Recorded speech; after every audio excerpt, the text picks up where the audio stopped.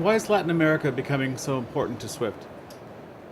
As an industry-owned cooperative, our direction, our strategy is set by our members, and it's been very clear to us in recent years that with the growth of these very large economies in Latin America, the global community wants to be able to do the cross-border stuff, leveraging the SWIFT platform, and also for us to do a lot more in terms of regulation. So it's really driven by our users saying there's much more you can do to help us grow our businesses and to do business in Latin America.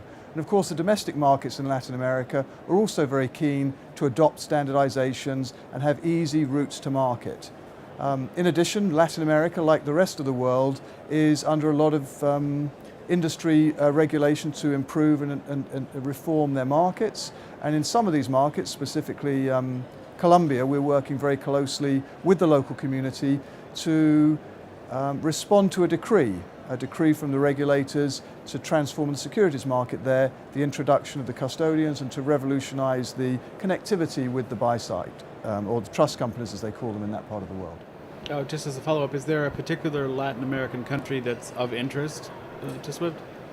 First of all, as a continent, it's a vast continent. It's a vast continent with lots and lots of opportunity for us. But in terms of a focus, clearly the very large markets of Brazil, both domestic and global interaction, and Mexico, Colombia are certainly at the top of that list. But I think there's a lot to do there. I mentioned regulation. I think there's a lot to do in terms of helping financial institutions grow their businesses domestically in those markets, and also I think there's a lot we can also do with corporates too. I mean, the corporates, be they in Latin America and in the rest of the world, are increasingly wanting to take advantage of the SWIFT network to have the same advantages that the banks have got in terms of driving costs down and standardization. And of course the banks want that too. They want to have that intimacy with corporates.